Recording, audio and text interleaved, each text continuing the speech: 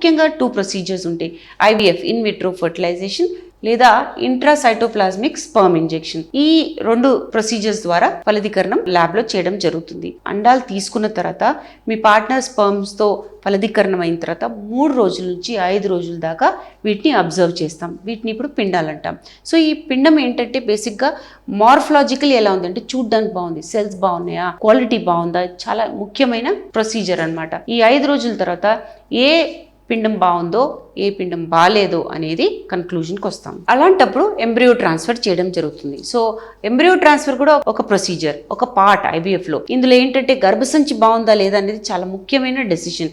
Embryo బాగుండాలి, పిండం బాగుండాలి, ఇటు గర్భసంచి కూడా బాగుండాలి. గర్భసంచి సరిగా లేదనుకోండి, హార్మోన్ లెవెల్స్ బాగాలేవనుకోండి, అలాంటప్పుడు ఈ పీరియడ్ సైకిల్లో పిండం గర్భసంచిలోకి వేయడం మంచిది కాదు, సక్సెస్ రేట్ లో ఉంటుంది. అలాంటప్పుడు నెక్స్ట్ సైకిల్లో పిండం వేయడం జరుగుతుంది.